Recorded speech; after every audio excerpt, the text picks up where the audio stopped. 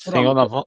Senhor, nós vamos aprender a Tua palavra nesse instante, queremos dedicar esta hora a Ti e aprender com a vida de Isaías, com o chamado que ele teve, Senhor, mesmo, Senhor, que aí de santo que ele não tenha sido bem-sucedido, Senhor, que tanto no quesito aceitação, mas era Teu propósito, nós apresentamos, Senhor, a nossa vida também, pedindo, Senhor, que aí de santo eis-nos aqui, envia Iel, Senhor. Envia, Senhor, querido e santo, teu povo. Dá-nos a tua bênção e a tua graça, que eu te peço, Pai, no nome de Jesus. Amém. Glória a Deus. Hoje nós vamos falar sobre os capítulos 5 e 6. E temas muito bons, né? Uma aula muito gostosa, temas recorrentes, né, do livro de Isaías. Só um minutinho, deixa eu entrar aqui também pelo celular, porque aí eu consigo ver vocês, né? Quando eu estou só no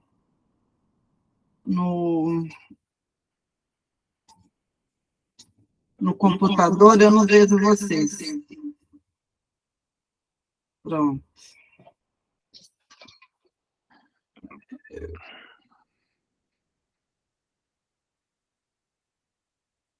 Pronto, agora eu consigo ver vocês e a apresentação.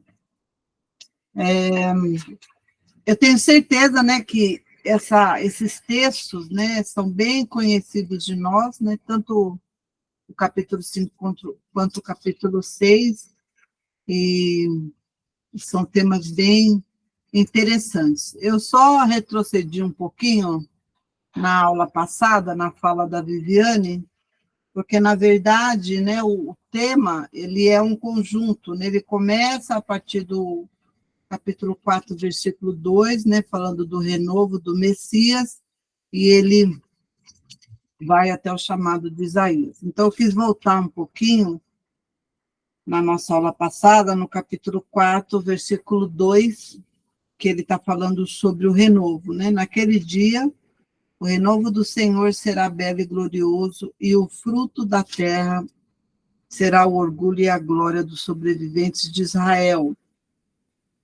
Lembra que a Viviane estava falando, né, sobre o julgamento, sobre o juízo, e finalizou com a esperança.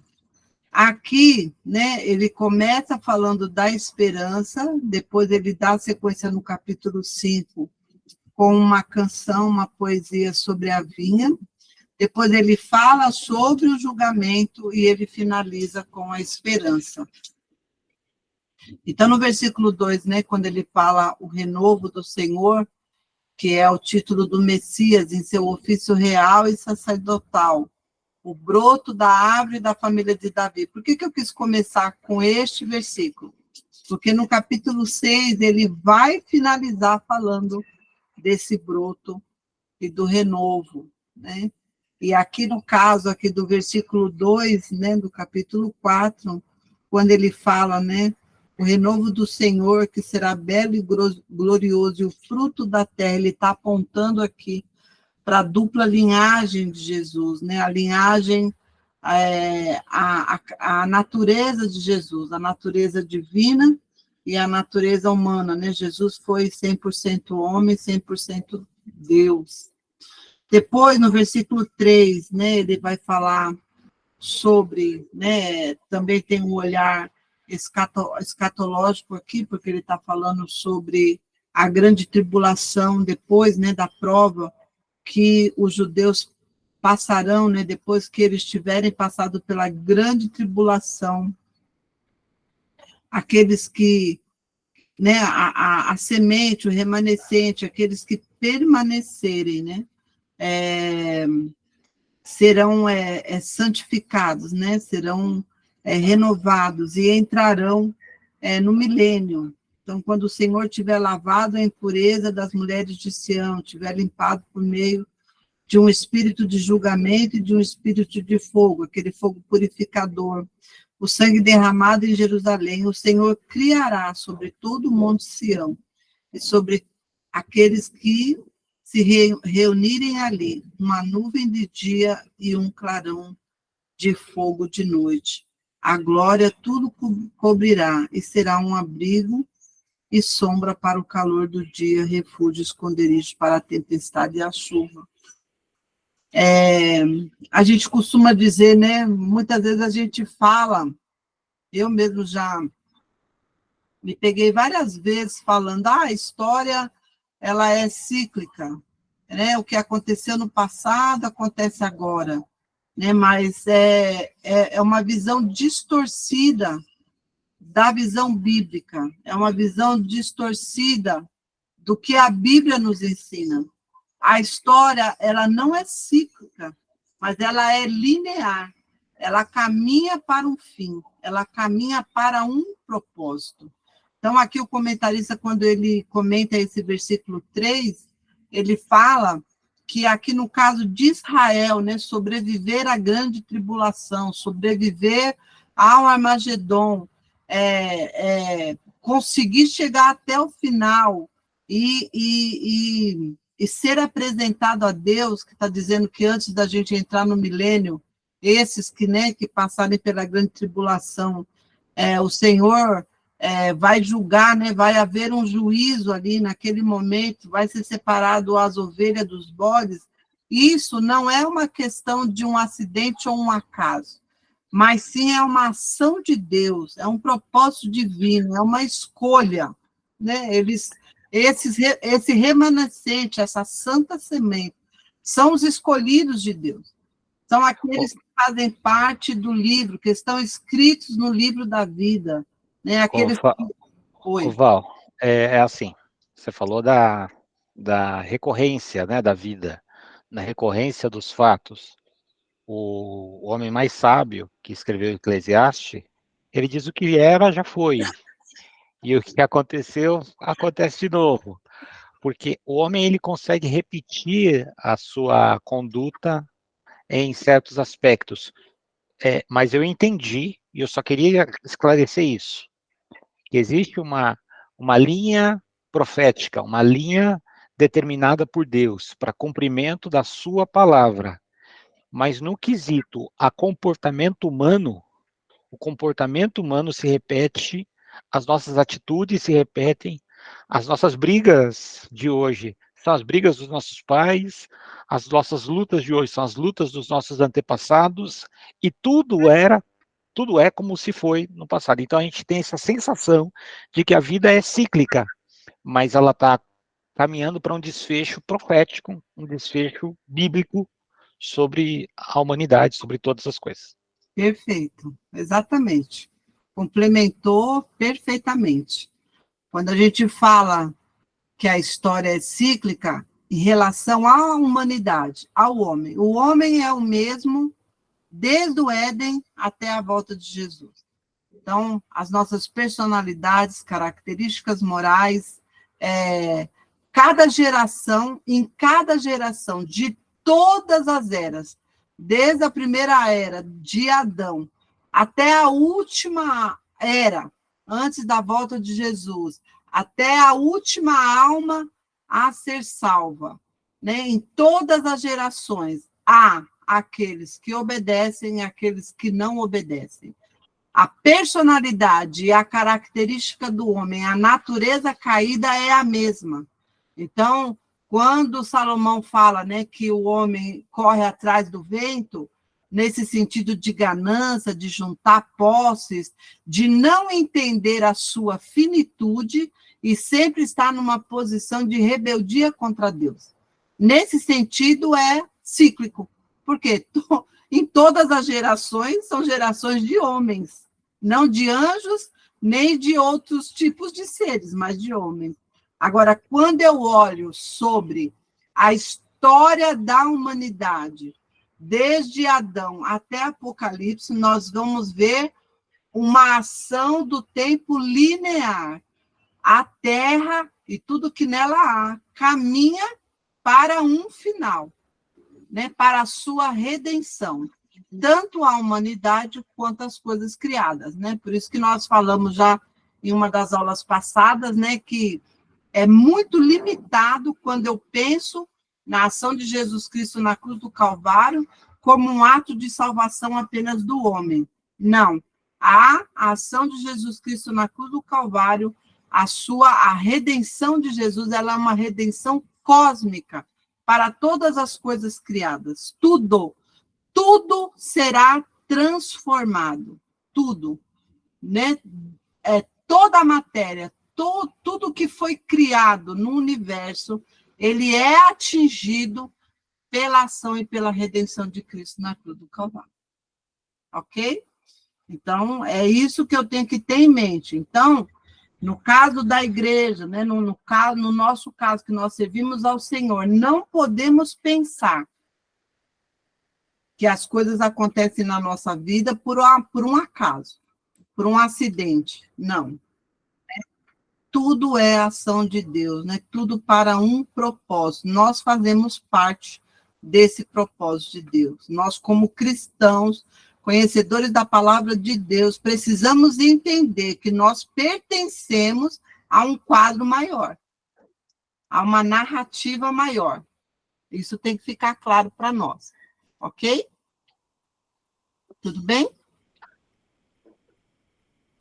Então, versículo 5, Monte Sião, aqui é o lugar da habitação de Deus, ele remete aqui a nuvem e fogo, que foi uma passagem do Êxodo, né, para dizer, para representar aqui, né, como padrão divino da presença de Deus, né, aonde está o povo de Deus, está Deus, né, o Senhor habita no meio de seu povo.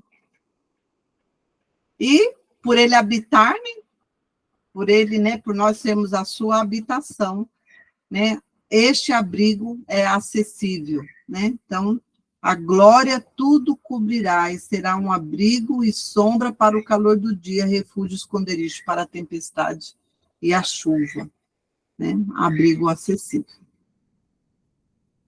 Perfeito? Então, ó, começou com esperança, né, renovo, esperança. Agora, o profeta aqui, ele se vale de um cântico.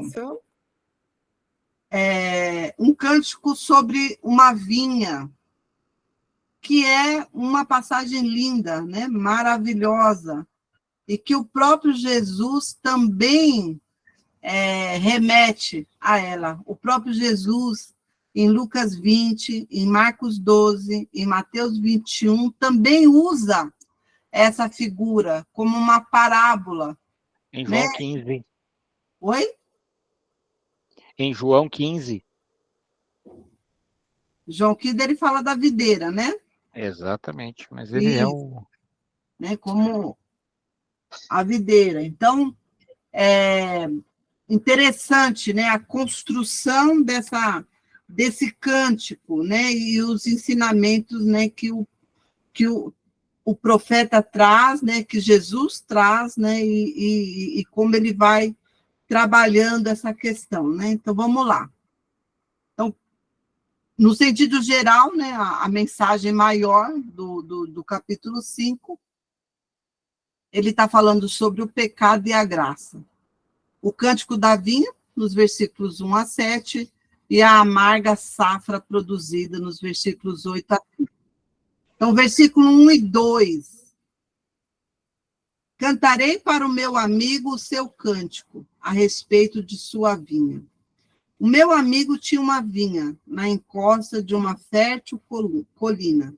Ele cavou a terra, tirou as pedras e plantou as melhores videiras. Construiu uma torre de sentinela e também fez um tanque de prensar uvas. Ele esperava que desse uvas boas, mas só deu uvas azedas. Então, primeiro ponto aqui, né? Ele descreve um quadro e uma obra completa, né? Então, olha, o amigo planta uma vinha, escolhe, né, um local numa fértil colina. Então, essa plantação, ela foi feita com esmero e em detalhes. Então, ele fala sobre a fertilidade dos solos, escolha do local, fertilidade do solo. Ele fala sobre a preparação, então ele cavou, ele tirou as pedras e ele plantou as melhores sementes. Além de tudo isso, ainda colocou uma torre de sentinela, que remete ao quê? A um cuidado constante e presente. O vigia, o sentinela estava ali dia e noite naquela torre, fez dela a sua habitação, constante e presentemente. Construiu também um tanque, que é o lugar da guarda do produto pronto, vinho. Essa vinha, se você for ver lá no versículo 5, ela estava duplamente cercada, porque além de uma cerca, ela também tinha um muro. E qual era a expectativa do amigo, do dono da vinha, do que plantou a vinha?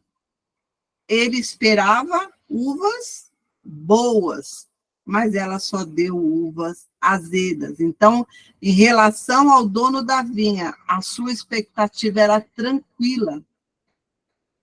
Quando fala aqui uvas azedas, no hebraico, a palavra para descrever aqui essa azeda, a palavra que eles utilizam lá, ela significa uvas mal cheirosas. E aí, o comentarista acrescenta, né?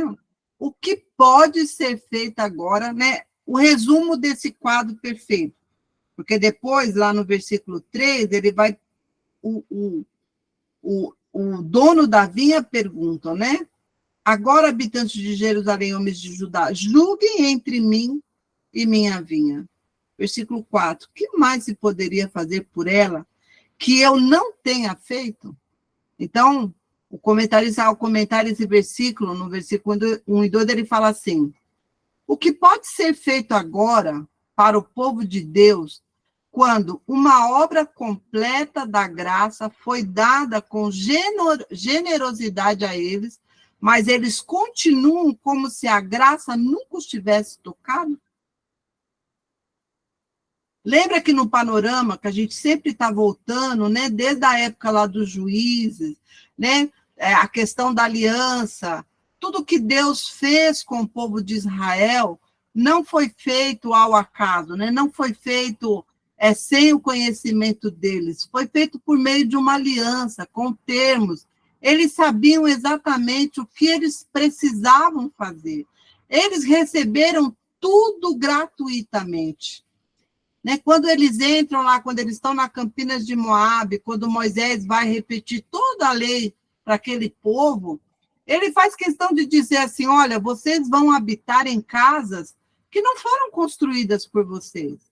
Vocês vão comer do fruto da terra. Tanto é que o maná parou, deixou de ser dado a eles a partir do momento que eles entraram na terra prometida, porque até a entrada, como eles não tinham condições de plantação, o Senhor proveu a comida para eles. A roupa do seu corpo não foi desgastada, os sapatos dos seus pés não foram desgastados, no sentido de que Deus proveu todo esse cuidado. Entregou a terra para eles, com cidades construídas, fortificadas. Qual eram os termos da aliança? Eles tinham que entrar na terra, adorar somente a Deus, obedecer a Deus e não ir, né, não ter idolatria, nem ir pelos costumes da terra. Não foi isso que Deus falou para eles? Os termos da aliança eram esses. Mas eles fizeram o quê? Foram atrás dos costumes da terra. Pediram ao rei. A partir lá dos reis, a gente tem todo aquele contexto de reis maus, de idolatria e perversidade só aumentando. O que mais pode ser feito? O que mais se poderia fazer por ela que eu não tenha feito? Aí no versículos 3 e 4, né? O cântico agora ele é direcionado. A mesma coisa quando Jesus também fala da parábola da vinha. Quem ouviu, né? Os escribas, os chefes dos sacerdotes, entenderam que Jesus falava deles. E com certeza, aqueles judeus do primeiro século, aqueles escribas, aqueles fariseus, aqueles chefes de sacerdotes, quando ouviu Jesus também abordando o assunto sobre uma vinha, com certeza na cabeça deles veio a passagem de Isaías. Eles sabiam muito bem do que se tratava esse cântico da vinha, porque o desfecho é o mesmo. O motivo e a parábola de Jesus é a mesma. O cântico ele foi direcionado, ele é direcionado agora, ó, habitantes de Jerusalém, homens de Judá, que mais eu poderia ter feito? A pergunta é direcionada para a consciência divina. Aponta para a raiz do problema. O que estava sendo apontado aqui? Qual que era a raiz do problema? O problema estava na terra que não era fértil? O problema estava na semente que não era boa? O problema estava na falta de cuidado do dono da vinha? O problema estava no muro ou na seca? Estava sendo invadida? A plantação estava sendo comida por bestas feras? Aonde estava o problema da vinha? Estava no proprietário que era mau?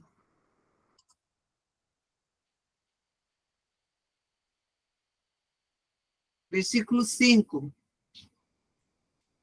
Pois eu lhes digo o que vou fazer com a minha vinha. Derrubarei a sua cerca, para que ela seja transformada em pasto. Derrubarei o seu muro, para que seja pisoteada. Farei dela um terreno baldio. Não será podada nem capinada. Espinheiros e ervas daninhas crescerão nela. Também ordenarei às nuvens que não derramem chuva sobre ela. Olha só. Havia uma expectativa em relação àquela vinha, que ela produzisse uvas boas, mas ela não produziu, né? Ela não produziu frutos. E o que o autor, né, o que o profeta está dizendo aqui? Os termos da aliança de Deus, né? E aí depois a gente vai entrar na questão da justiça e da santidade de Deus, né? O Senhor não fez nada escondido, né? Mas tudo de acordo com aquilo que o Senhor tinha tratado com eles, né? Então, olha só, produtividade e segurança estão juntos. Ele está dizendo aqui, ó, porque a vinha não produziu uvas boas, porque a vinha produziu uvas azedas. Por causa disso, a sua cerca será derrubada, o seu muro será derrubado, será pisoteado. Então, o que ele quer dizer aqui? Olha, tipo de frutas, né? A questão das uvas azedas, mal cheirosas, ou do campo infrutífero, eles ocasionaram, né? Primeiro, a retirada do cuidado, né? Então, a primeira coisa aqui, quando se retira o cuidado, a segurança, né? Há inimigos externos, então ela será transformada em pasto, né? Será atacada por animais ferozes, o seu muro será derrubado. Então, aquela vinha, aquela plantação, aquele local está disponível para ser devorado. Segundo, será pisoteado, disponível para ser pisoteada. A mão do Senhor vai contra o seu povo infrutífero. Farei dela um terreno baldio. Também acontecerá o quê? Espinheiros e ervas daninhas, que remetem a Gênesis 3:18, quando a terra foi amaldiçoada por causa da rebeldia e do pecado do homem. Né? Por isso que a terra produziu espinheiros e ervas daninhas. E, além de tudo, né, será retirada a chuva como símbolo da bênção do Senhor. A chuva, tá vendo? Também ordenarei às nuvens que não derramem chuva sobre ela. Por causa do quê? Né? O contexto de Isaías, rebeldia, rebelião, desprezo pela palavra do Senhor, deram as costas a Deus, foram atrás dos ídolos mudos, e por conta de tudo isso, por conta de, por meio de outros profetas e da recorrência, o Senhor estava avisando que o julgamento, o juízo viria sobre aquela terra, assim como veio para o Reino do Norte, viria para os habitantes de Jerusalém, para o Reino do Sul. Né? E por meio do profeta, né? Isaías como um canal, como um profeta, Deus falando que iria acontecer com eles também. Pela quebra dos termos da aliança, pela rebeldia. Versículo 7. Pois bem, a vinha do Senhor dos Exércitos é a nação de Israel, e os homens de Judá são a plantação que ele amava. Ele esperava justiça, mas houve derramamento de sangue. Esperava retidão, mas ouviu gritos de aflição. Assim como a passagem também de Jesus, Jesus explica sobre a vinha e também dá a sentença sobre a vinha. A mesma coisa aqui. Né? O profeta faz questão de dizer, né, de declarar que a vinha, né, do Senhor dos Exércitos é a nação de Israel, e os homens de Judá, a plantação que ele amava. Por quê? Esperava justiça, e veio só derramamento de sangue. Esperava retidão, mas ouviu gritos de aflição. Então, no hebraico, há um jogo de palavras aqui, né, que a nossa língua portuguesa, né, a tradução a gente não consegue enxergar. Mas como uma poesia aqui, ele faz rima com as palavras finais. Então, mispá, justiça, mispá terminando com T, significa justiça, e mispá terminando com H, significa sangue. Daká, eu não sei proferir desse jeito o hebraico se está correto, tá? Eu não aprendi ainda o hebraico, então não sei se a pronúncia está correta. Daká, retidão, e H, berrar e gritos. Então, na poesia hebraica, ele faz aqui uma rima com as palavras finais. E aí o comentarista vai dizer o quê? A justiça corrige os erros, enquanto o derramamento de sangue é a inflixão de erros, né? É a origem de erros, né? Só há derramamento de sangue porque houve um erro, porque houve uma desobediência, porque houve uma rebeldia. Enquanto a justiça corrige, né, o derramamento de sangue é motivado pelo erro. A retidão é o viver certo e ter relacionamentos corretos, enquanto que berrar indica relacionamentos equivocados e a angústia do oprimido. A gente não consegue enxergar isso, né, na língua portuguesa, né? Mas aquilo que o dono da vinha esperava, a sua tranquila expectativa, aguardava justiça e retidão. Olha só, ele esperava justiça, esperava retidão. Por quê? Porque a nação de Israel era uma nação diferente. Uma vinha separada. Conhecedores da palavra. Né? Um reino de sacerdotes que tinha por obrigação ser os representantes da justiça de Deus na terra. Só que ao invés de vir justiça e deles serem exemplos de retidão, de conduta moral, tanto Isaías como Ezequiel, como Jeremias, vai dizer o quê? Que Jerusalém estava fazendo pior do que as nações à sua volta. Eles estavam profanando o nome de Deus. Ezequiel, ele vai usar muito esse termo quando nós estudamos Ezequiel. Professora. Oi. Pastor, boa noite. Paz, pastor. Paz, desculpa o horário, eu estava numa reunião com uma médica aqui, eu saí e peguei os últimos 10 minutos aqui e eu vi você falando muito sobre que ele esperava de nós colher justiça, né? Eu queria que você falasse um pouco mais. Que tipo de justiça era essa? Talvez eu tenha perdido o começo da aula, e esteja fazendo uma pergunta que você já respondeu, mas qual tipo de justiça que o Senhor estava esperando aqui de Israel e se ainda se aplica para hoje? Deixa eu ver se tem uma. Acho que a próxima eu vou falar da justiça. Espera um pouquinho. Tem uma aqui, pastor, que eu falo sobre justiça. Mas só então tá bom. não esquece a pergunta, não, tá? Mas eu creio que tem uma aqui que eu falo, ó. Essa aqui, ó. 2 slides para frente, eu vou falar um pouquinho dessa justiça. Tá bom, então. Tá bom?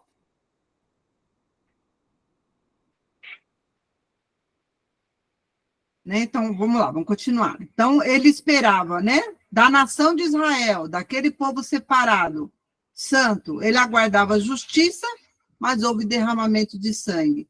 Aguardava retidão, mas ouviu gritos de aflição. Tá? Então, vamos lá. Versículo 8.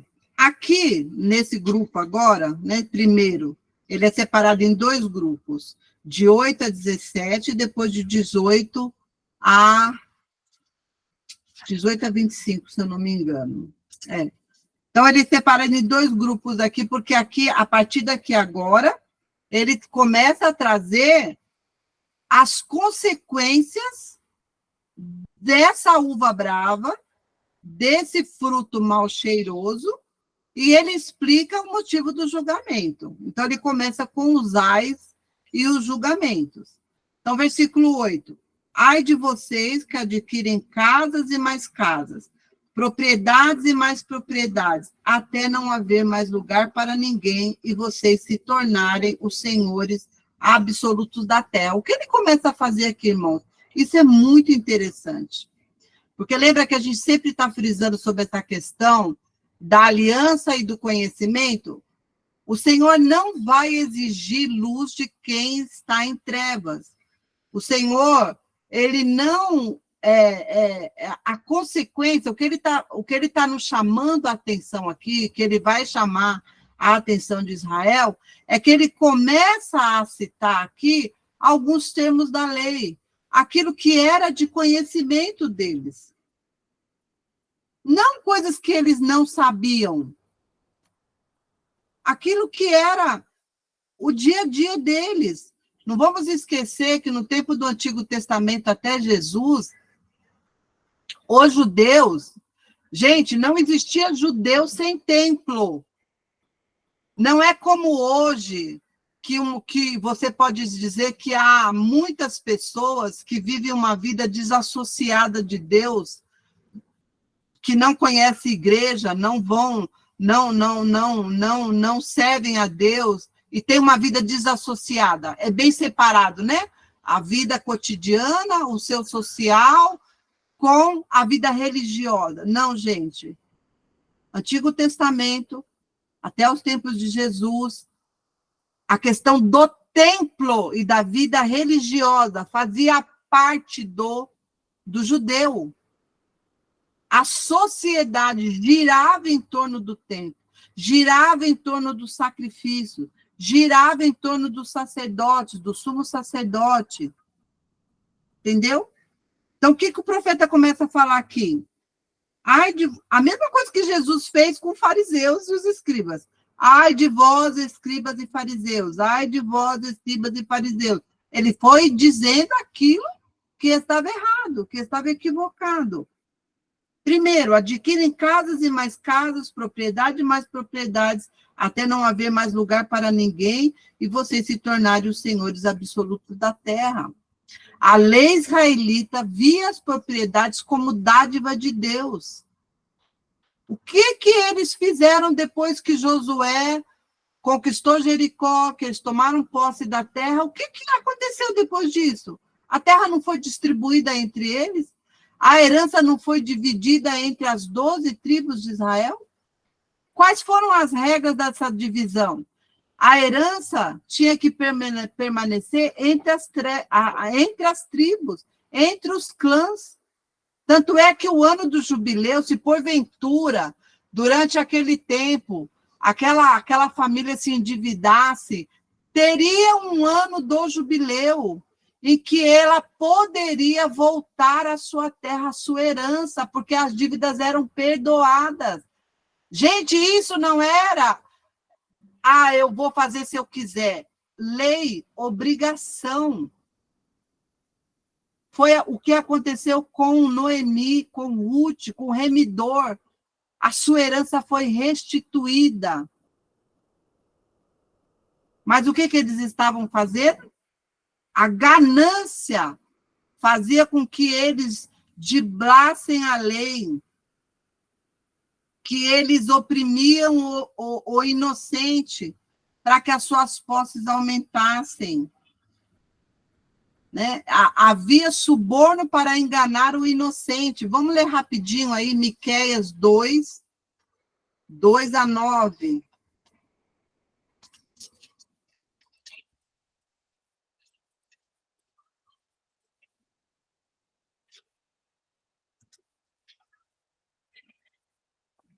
Olha que interessante.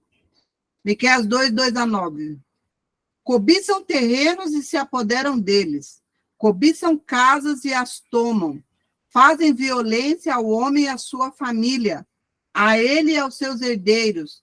Portanto, assim diz o Senhor, estou planejando contra essa gente uma desgraça, da qual vocês não poderão livrar-se. Vocês não vão mais andar com arrogância, pois será tempo de desgraça. Naquele dia, vocês serão ridicularizados, zombarão de vocês com essa triste canção. Estamos totalmente arruinados. Dividida foi a propriedade do meu povo. Ele tirou-a de mim, entregou a invasores as nossas terras.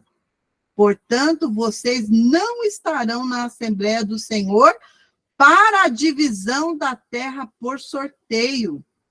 Não preguem, dizem aos seus profetas, não preguem acerca dessas coisas. A desgraça não nos alcançará, ó descendência de Jacó. É isso que está sendo falado. O Espírito do Senhor perdeu a paciência? É assim que ele age? As minhas palavras fazem bem àqueles cujos caminhos são retos. Mas, ultimamente, como inimigos, vocês atacam o meu povo. Além da túnica, arrancam a capa daqueles que passam confiantes como quem volta da guerra. Vocês tiram as mulheres do meu povo, de seus lares agradáveis, e de seus filhos vocês removem a minha dignidade para sempre. Não foi isso que o Senhor pensou quando ele dividiu a terra nas heranças. Não era isso o planejado. Tudo estava na lei. Mas a ganância, a especulação, os costumes da terra à sua volta, fizeram com que Jerusalém cometesse todos esses pecados. E ainda de tudo, eles ainda eram arrogantes, porque batiam no peito e falavam assim, não, nós somos filhos de Abraão. O Senhor está conosco. O mesmo pecado apontado por Jesus para os fariseus e para os saduceus, quando eles também invertiam a lei. Né? Ele dá até o exemplo da lei do Corbã, que era obrigatório o filho cuidar do pai e da mãe, idosos, e eles invertiam a lei, dizendo que aquilo era oferta para o Senhor, Corbã, e porque eles davam a oferta para o Senhor, eles não tinham como cuidar da mãe e do pai. Pervertiam a lei, revertiam a lei a seu bel prazer, revertiam a palavra de Deus com intuitos gananciosos. É a mesma indicação. Valéria, Oi. Eu não sei se é verdade, mas dizem que no ano do jubileu, que a terra tinha que descansar, para burlar a lei, eles arrendavam a terra para os estrangeiros, não é isso? Não sei te dizer essa parte. Já ouviu falar isso, Paulo? Dessa parte do arrendar, não sei. Eles não estavam obedecendo o jubileu, não paravam. Não, eles não deixavam a terra descansar. A lei era, a terra tem que descansar. Tô aqui, Débora. Mas aí, como a ganância era muito grande, para burlar, tipo assim, ó, não é nós que estamos plantando, entendeu? Tipo assim, ó, vocês Aham. não plantarão. Então, para eles não plantarem, eles arrendavam para outros estrangeiros para plantar naquele ano. Então, o jubileu era de 7 em 7 anos. No 7º ano você não plantava. Você comia o do 6º ano como um Isso, sábado do Senhor. isso, Comia no 7º e no 8º ano, porque o 8º ano também não comia. Depois, de novo, quando completava 7 anos de novo, você não comia. Quando completava o ano do jubileu, que é 50 anos, 7 vezes 7, 49, isso. eles passavam 2 ou 3 anos sem plantar. Então, eles tinham que confiar e depender totalmente de Deus na questão alimentar. E aí, para depender, eles não dependiam, eles faziam essa brincadeirinha, falavam assim, esse ano é o ano do jubileu, vou tirar um ano sabático, deixa alguém trabalhar por nós na terra. Isso. Eu posso depois até pesquisar melhor, mas os 50 anos eram chamados de jubileu dos jubileus, né? Isso. A cada 50 anos, além deles descansarem a terra, ainda tinha a questão do perdão das dívidas E devolver a posse. e da libertação dos escravos. Não. E se você tivesse comprado uma terra de alguém Você que tinha que... recebeu descendência para que você não ficasse com a herança de outra tribo, você tinha que devolver aquela terra no ano do Isso. jubileu. Por isso que Jesus ele vai citar Isaías 61, porque lá, quando ele fala o ano da libertação, ele está fazendo referência ao ano do jubileu. Ele está fazendo referência ao ano do jubileu, que é a libertação dos escravos, perdão das dívidas, né? Que foi o maior sacrifício. Qual profeta menor que você citou agora há pouco? Eu perdi? Miqueias 2, versículos 2 a 9. Obrigado. Tá bom? Contemporâneo de Isaías.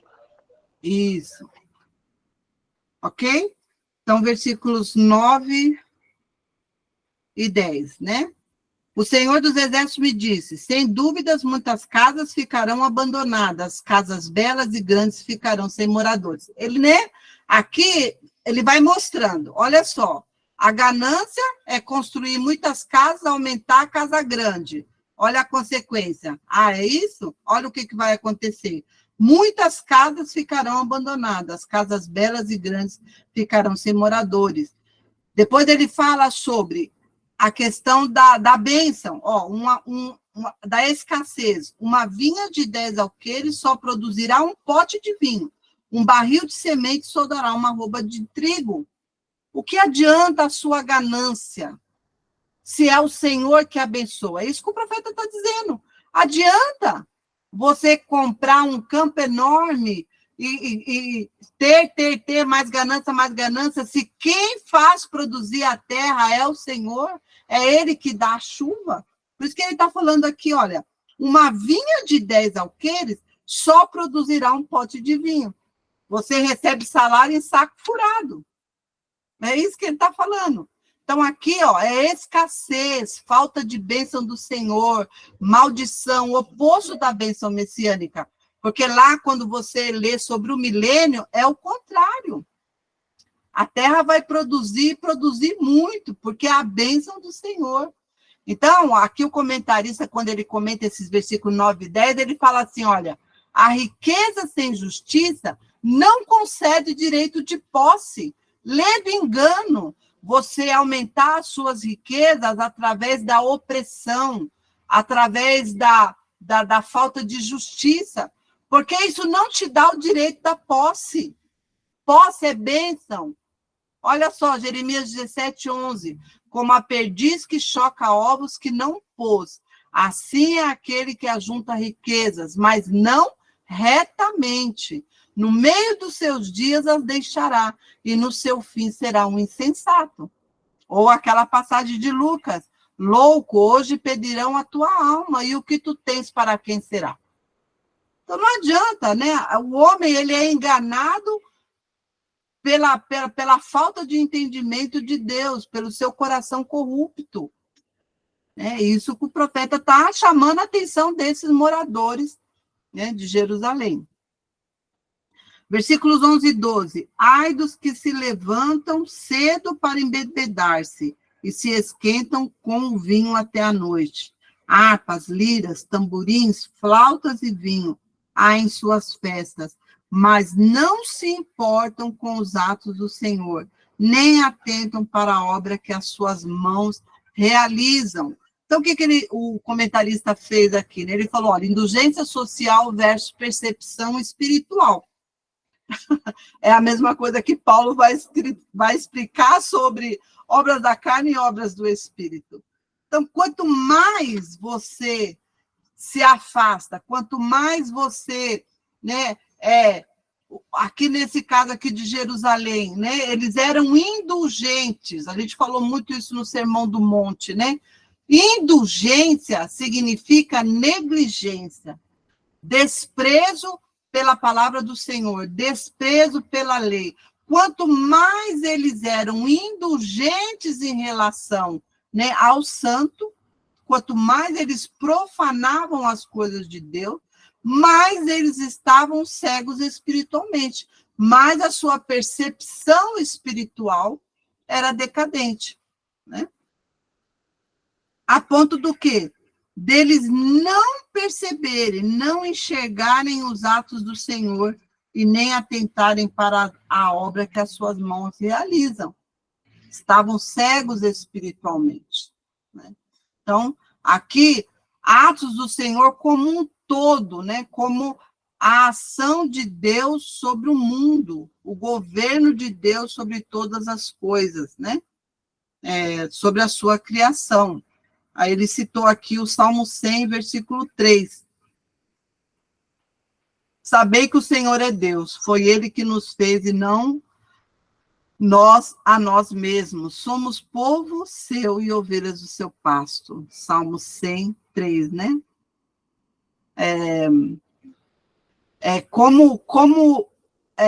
O mundo é cego nesse sentido, né? De não enxergar a obra do Senhor, as coisas do Senhor.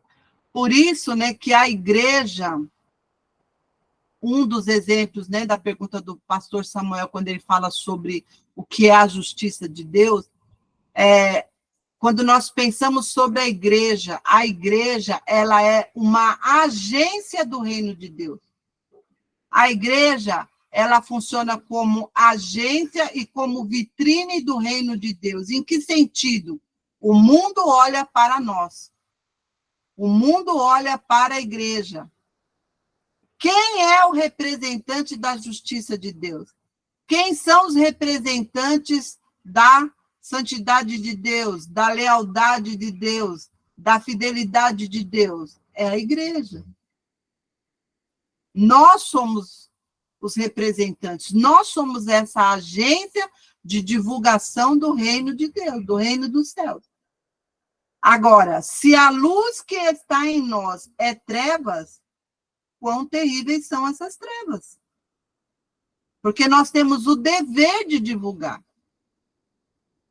O dever de pregar o evangelho, de divulgar esse reino. E muitas vezes a gente não pensa sobre isso. Mas a gente vai entrar aqui na justiça que o pastor Samuel falou. É aqui, ó, nesse slide. Versículo 13. Portanto, o meu povo vai para o exílio. Por que ele vai para o exílio? Por falta de conhecimento. A elite morrerá de fome e as multidões de sede. Aqui ele vai falar do quiasma nos versículos 11 e 12. O que é um quiasma? É quando ele faz a associação, né? Então, ó, versículo 12, ele está falando o quê? Ó, harpas, liras, tamborins, flautas, vinho nas festas, mas não se portam com os atos do Senhor e nem atentam para a obra que as suas mãos realizam. Por isso eles vão para o exílio, por falta de conhecimento, morrem de fome e a multidão de sede. Então, ele faz um jogo de palavras. Beber, insensibilidade espiritual, falta de conhecimento e sede. Quanto mais eles se envolvem com as coisas do mundo, com festas, com muito vinho, mais, né? Quanto mais eu satisfaço os meus desejos, a minha concupiscência da carne, a minha concupiscência dos olhos, a minha soberba da vida, eu estou crente que eu estou saciado. Era a visão de Laodiceia, né? Estou rico, não tenho falta de nada. Aí Jesus fala assim, não sabes que você é cego e nu? A riqueza, o poder, o muito ter nos cega. E nós nos sentimos seguros. É esse jogo aqui que o profeta está fazendo. Né? Olha, está bebendo muito, tem muito vinho, mas não sabe que tem sede. Né? Sede de quem? De Deus, da justiça. Quanto mais eu me envolvo com essas coisas, mais insensível espiritualmente eu fico. Por causa do quê? Falta do conhecimento de Deus. Né? Qual a falta de conhecimento? De Deus.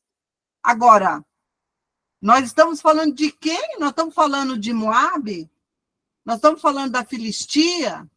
Nós estamos falando dos cananeus, dos perizeus, dos heteus, dos heveus, dos egípcios? De quem que nós estamos falando?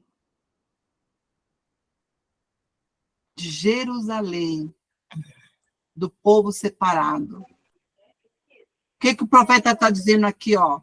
Eles vão para o cativeiro, sim, mas eles já estavam no cativeiro espiritual. Lucas 19, 42, dizendo, se tu conhecesses também, ao menos neste teu dia, o que a tua paz pertence, mas agora isso está encoberto aos teus olhos. Quando Jesus foi entrar em Jerusalém, que Jesus chorou sobre a cidade, porque ele viu, ele sabia como Deus o que aconteceria. A mesma coisa aqui. Estavam batendo no peito e dizendo assim, nós somos filhos de Abraão, isso não vai acontecer conosco, o Senhor não vai permitir. Gente, eu já ouvi muito essa frase, viu? Não, Deus não é injusto para se esquecer de tudo que eu fiz. Não, o Senhor não vai permitir que isso aconteça comigo. Gente, é muito sério aqui, né? Porque na minha tradução, o 13 está assim. Por isso, meu povo, olha só, meu povo irá para o exílio, num lugar distante, pois não me conhece. Aqui que é isso? É para chorar isso aqui. A cegueira espiritual. Quer dizer, este povo, né, que era o sacerdote, representante de Deus na terra, no Antigo Testamento, Deus está falando que eles são cegos espirituais. Não foi diferente do que Jesus falou para os fariseus e para o escriba da sua época, da sua geração. E em cada geração nós temos esse grupo. Concordam? Em cada geração nós temos esse grupo, que bate no peito e fala assim, eu conheço. E o Menos na nota. Mas dizem, né? Não, nós conhecemos, né? Aí Jesus fala assim, não, eu estou fora, eu estou batendo na porta para entrar. Né? Não sabes que tu és cego, né? Versículos 14 a 17. Aí ele começa a complementar aquilo que ele falou, né? Olha, por isso o Seol aumenta o seu apetite e escancara a sua boca. Para dentro dele descerão o esplendor da cidade e a sua riqueza. O seu barulho e os que se divertem. Por isso o homem será abatido, a humanidade se curvará e os arrogantes terão que baixar os olhos. Paulo, quando ele foi tratar com os judeus da época dele, ele falou a mesma coisa. Estava também falando sobre a soberba e a arrogância dos judeus. Quando ele fala assim, filho de Abraão, também sou, e o Senhor pode fazer outros filhos de Abraão, porque eles eram arrogantes. Ezequiel também vai falar disso. Imagina, Deus não vai fazer isso conosco. Mas o Senhor dos exércitos será exaltado em sua justiça, o Deus santo se mostrará santo em sua retidão. Então, a partir dos versículos 14 até o 17, começa o julgamento, as consequências. Quando ele fala, portanto e por isso, ele está remetendo àquilo que ele falou. Qual é o motivo? Ó, por isso. Por isso o quê? Por causa da arrogância deles, por causa que eles desprezaram a palavra do Senhor, porque eles negligenciaram a Deus. Por isso eles serão abatidos, por causa da arrogância dele. A humanidade se curvará e os arrogantes terão que baixar os olhos. Então, portanto e por isso, são as consequências. O homem que vive desordenadamente para satisfazer o seu apetite tem como ironia o apetite do Seol. Mais distante de Deus, mais negligente, quanto mais quer satisfazer a sua necessidade, da sua arrogância, mais a sepultura abre a sua boca. Seol aqui, no sentido de sepultura. A morte, cobiça e ganância do homem serão abatidos pelo Senhor. O Senhor se mostrará santo em sua retidão, na aplicação da retidão em seu julgamento. Ele está falando aqui de juízo, de julgamento. Ah, mas Deus então é ruim? Deus não foi justo? Não. O que ele está dizendo aqui? Deus é justo, Deus é santo, na aplicação da sua justiça, na aplicação da sua retidão no seu julgamento. Aí ele vai dizer o quê? A retidão é a santidade expressa em princípios morais. A retidão, o você andar reto na presença de Deus, retidão como virtude, como característica do seu caráter, retidão, é a santidade expressa em princípios morais. A justiça é a aplicação dos princípios da retidão. Ambos, justiça e retidão, são o resplendor da santidade. Por isso, justiça e juízo são a base do trono de Deus.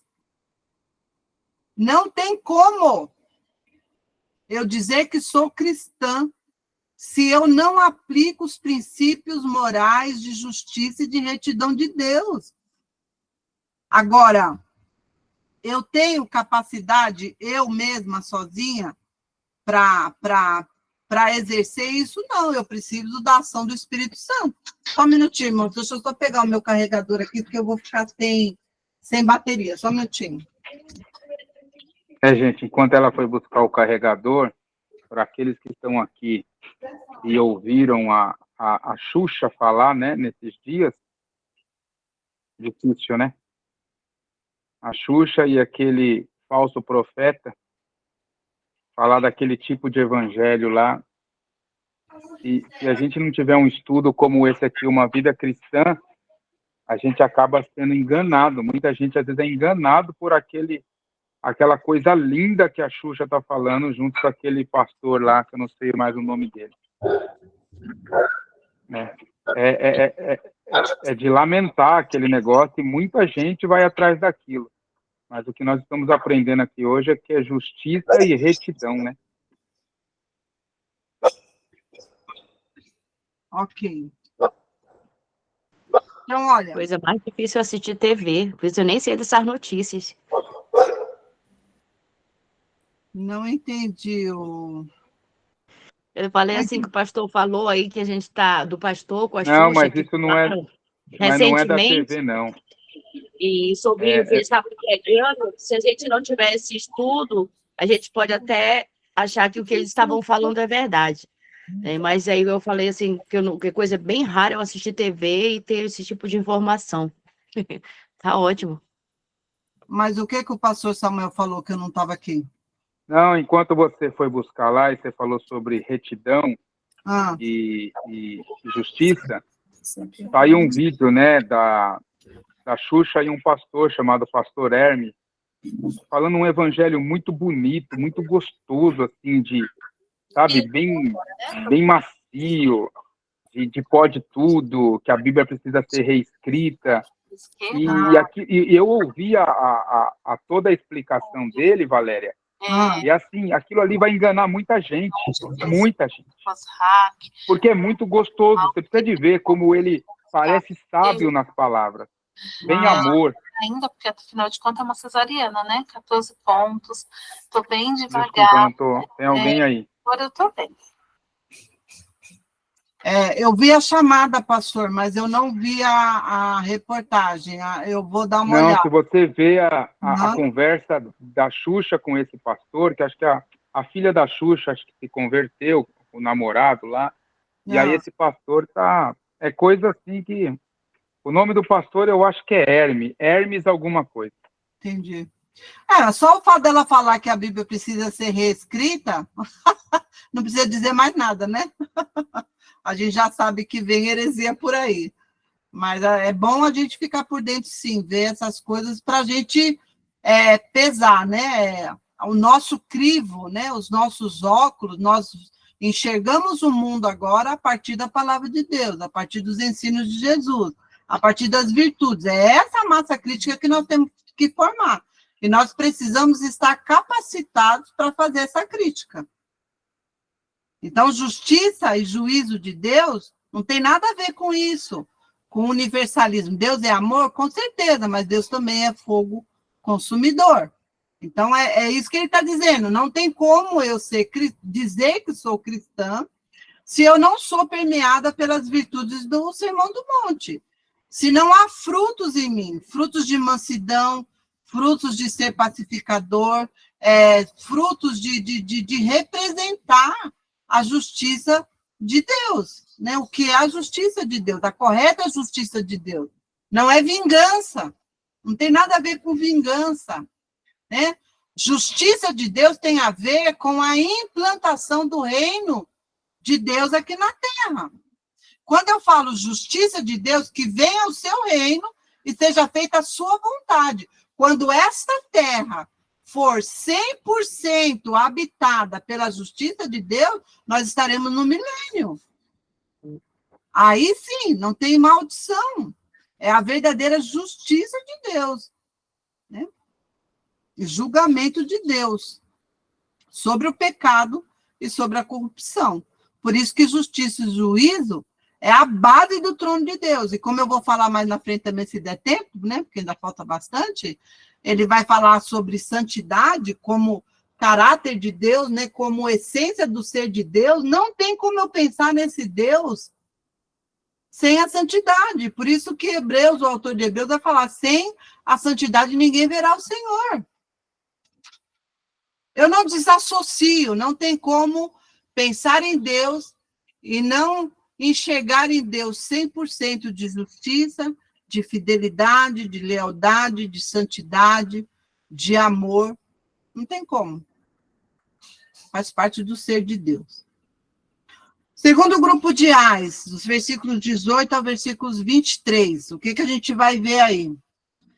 Atitude das pessoas com pecado e com o Senhor, nos versículos 18 e 19, com os valores morais, no versículo 20, com eles mesmos e a única autoridade que eles reconhecem, no versículo 21, e a autogratificação e o uso do sistema social para o seu ganho, no versículo 23, 18 e 19. Ai dos que prendem a iniquidade com cordas de engano e ao pecado com cordas de carroça, e dizem que Deus apresse, olha só, aquilo que a gente estava falando anterior, da inversão do julgamento e da justiça de Deus. Olha o que eles falavam. Estavam fazendo tudo errado, estavam sendo idólatras, estavam pervertendo a justiça de Deus, estavam sendo arrogantes e soberbas e ainda falavam assim, que Deus apresse a realização da sua obra, para que a vejamos que se cumpra o plano do Santo de Israel, para que o conheçamos. Está igual os fariseus e os escribas no tempo de Jesus, que ficava pedindo sinal para Jesus. Se tu és o Messias, dá um sinal para nós. Não conhecem ao Senhor. Dizem, né, Senhor, da boca para fora, o coração está distante. E ainda pedem um sinal. Cordas de carroça, pecado como escravidão. Se apegam ao engano, ao que é falso. Natureza progressiva do pecado. Iniquidade, que leva à arrogância, ao ceticismo e à cegueira espiritual. Exige prova de Deus e duvida que o Senhor está ativo no mundo. enxergam o pecado como normal. Ai dos que chamam mal bem e ao bem mal, que fazem das trevas luz e da luz trevas, do amargo doce e do doce amargo. Invertem o juízo e os valores morais. O pecado se torna uma maneira aceitável de se viver, tanto na sua vida pública, quando ele fala luz e trevas, na sua vida em sociedade, nada faz mal, participar de tudo, está tudo perfeito, tudo ótimo, não há um crivo moral e de conhecimento das escrituras para você validar a sua decisão, se isso está correto aos olhos do Senhor ou não, e também na sua vida privada, paladar, amargo, doce.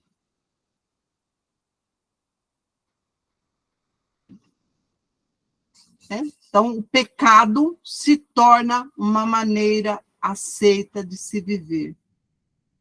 Era o que estava acontecendo com Jerusalém. Eles não mais diferenciavam o santo do profano, a ponto de Ezequiel, eles trazerem a idolatria para dentro do templo do Senhor. Então, o entendimento da santidade de Deus, por isso que lá no chamado de Isaías, ele vai fazer questão de mostrar essa glória, essa santidade de Deus. E versículos 21 a 23, aquele que é sábio aos seus próprios olhos, inteligente em sua própria opinião. Né? Então, independência, aqui está falando sobre independência de Deus, rebeldia, autonomia e autossatisfação. O segundo grupo de portanto, que ele fala usar, né? E aí depois ele começa, por isso, né? As consequências nos versículos 24 a 30. Quando ele fala, né, que ele rejeitou, né, no versículo 24, na parte B, né? Vamos ler o todo 24. Por isso, assim como a palha é consumida pelo fogo e o restolho é devorado pelas chamas, assim também as suas raízes apodrecerão, e as suas flores, como pó, serão levadas pelo vento. Por quê? Rejeitaram a lei do Senhor dos Exércitos, desprezaram a palavra do Santo de Israel. Por tudo isso, a ira do Senhor acendeu-se contra o seu povo. Então, tanto aqui, né, o verbo rejeitar como o verbo desprezar são atos deliberados diante de Deus. O homem, ele é responsável moralmente diante de Deus. Então, rejeitar a Deus, desprezar a palavra de Deus, é um ato deliberado, é um ato da sua vontade. Por isso, o juízo vem como fogo no restolho. Restolho é aquele caminho de pólvora que eles fazem para pegar fogo. Você coloca o fogo no comecinho, ele vai muito rápido. Então, é isso que vai acontecer. O juízo vem velozmente. Serão consumidos como palha, cai sem defesa no fogo. Eles possuíam a palavra do Senhor e a desprezaram.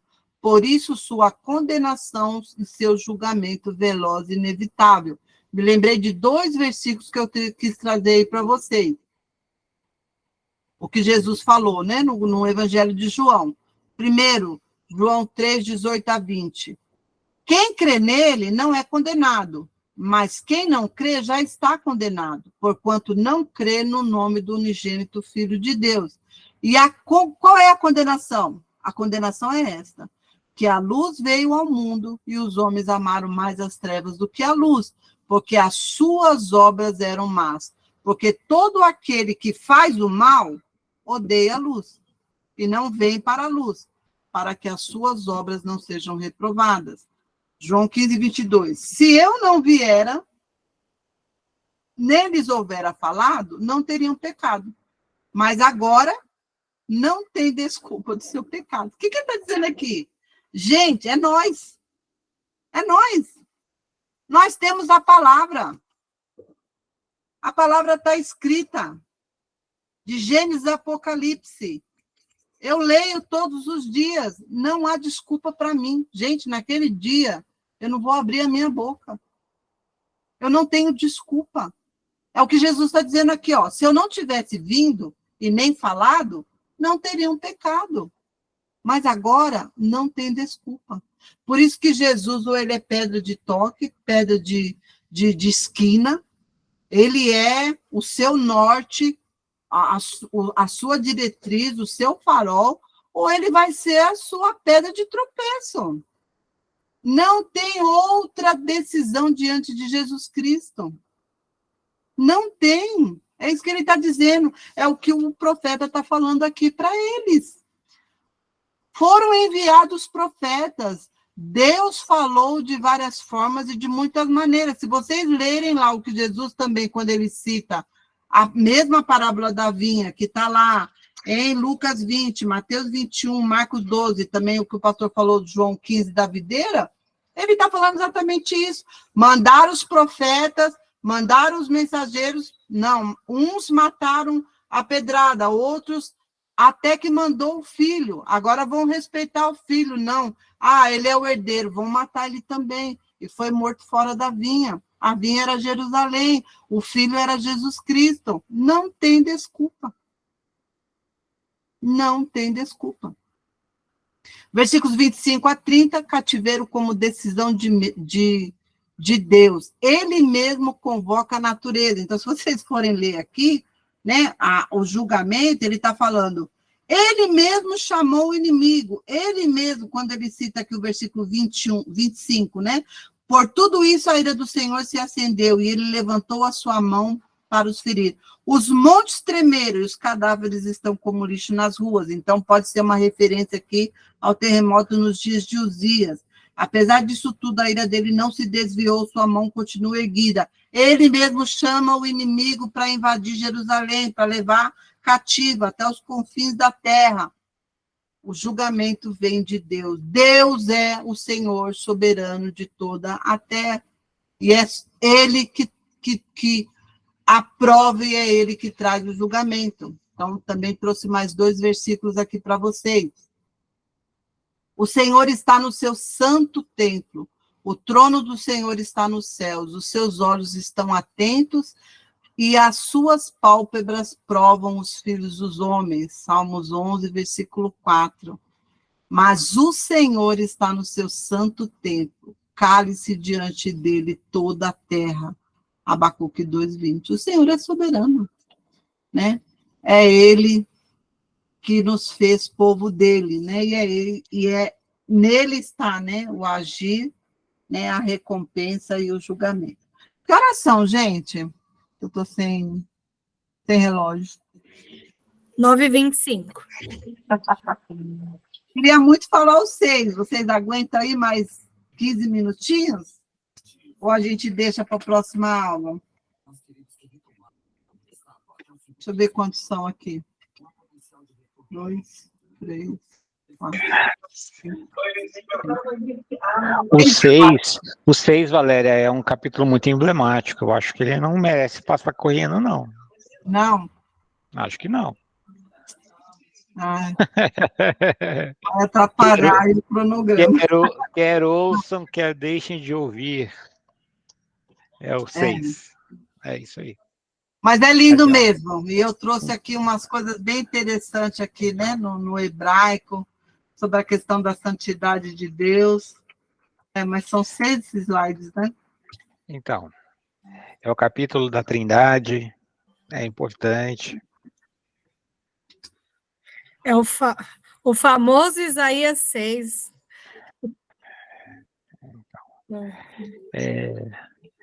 Em Atos, Pois é. É Atos que vai dizer que o Espírito Santo falou a Isaías. Aí depois João vai dizer assim, Jesus falou a Isaías. Aí o capítulo 6 vai dizer, Deus falou a Isaías, o capítulo da Trindade. Isso aí. Não, é verdade. Ele é muito interessante. Então, Ele é muito interessante mesmo. Tem bastante coisa importante para a gente falar. Nessa primeira parte, que é o 5, né, ele está chamando a atenção sobre a justiça e a retidão de Deus. E no chamado dele, ele faz destaque, né, à glória e à santidade de Deus, e ele dá, né, o propósito do seu chamado, e ele vai finalizar esse capítulo 6 aqui, remetendo ao primeiro versículo no ano em que morreu o rei Uzias. Então, é bem interessante mesmo.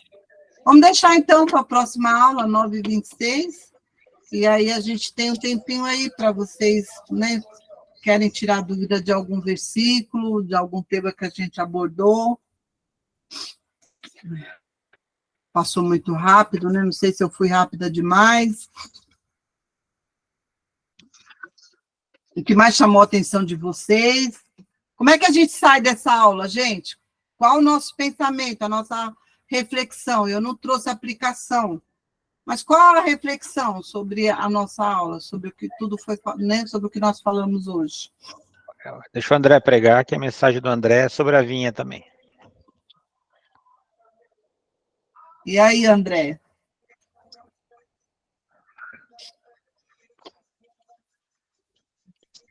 Eu tô aqui, eu gosto bastante dessa passagem da vinha aí, viu? Ela é linda. Mas e aí, você só gosta? Ah, Val, eu pelo que foi explicado aí, a questão do resultado da vinha, o resultado da colheita, né, no caso, ela é aquilo, né? A terra era boa, a semente era boa, o agricultor era bom, o cuidado era suficiente, mas mesmo assim deu frutas azedas, né? E agora você explicou mau cheiro, frutas que trazem mau cheiro. E trazendo para uma reflexão pessoal, às vezes aquela da colheita, né? A gente colhe aquilo que planta. Mas às vezes a gente também planta coisa boa, né? E mesmo assim a gente não colhe coisas boas. E eu acho que tudo isso é a soberania de Deus, né? Não, mas aí quando você fala que você não colhe coisas boas, em que sentido? Aqui, materiais? Sentidos materiais, isso. Sim. Sentidos materiais. Às vezes você faz de tudo, ou você pensa que está fazendo tudo certo, mas mesmo assim você acaba não colhendo. Acho que isso, a minha vida é bem assim, né? Você faz muita coisa boa, aguardando que tenha que você colhe coisas boas, mas na verdade no final não dá certo. Mas aí você entende que a soberania é de Deus e que a nossa vida depende do Senhor, não são as minhas vontades, ou não é o resultado que eu queria que necessariamente seja o resultado de Deus, a resposta do Senhor. Isso. A bênção do Senhor não está associada a essa vida e a questões materiais. Ela é muito mais ampla do que isso. Isso mesmo. A questão de Jó, né? Quando eu penso e quando eu associo a bênção do Senhor a questões materiais e ao, entre aspas, viver bem aqui, eu estou concordando com a teologia da prosperidade. Ela não é bíblica. Né? O salmista começou a medir a vida dele com a vida do ímpio, até que ele entrou no templo e mais uma vez viu a diferença entre o que serve a Deus e o que não serve. Né? Então, eu não posso associar a bênção do Senhor com as bênçãos materiais. A bênção do Senhor, quando eu reflito ela sobre as virtudes do Sermão do Monte, eu vou pensar no contentamento. Você está pleno, né? Plenitude, né? Do grego plerol. Plenitude do grego plerol significa aquele copo cheio de água que não cabe mais uma gota. Pleno. Quando eu estou pleno em Deus, satisfeita em Deus, eu tenho contentamento na minha alma, que ela independe da circunstância. quer na luta, quer na dificuldade. Apóstolo Paulo, sei muito bem o que é viver bem, com muito, com pouco, sem nada, sofrendo, chorando, né? A ponto que ele cantava na prisão depois de ter sido açoitado. Então, é o você viver pleno em Deus. Isso sim é a bênção, a verdadeira bênção espiritual.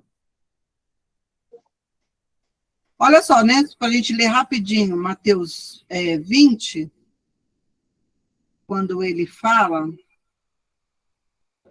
Cadê? Mateus 20, né? Da vinha.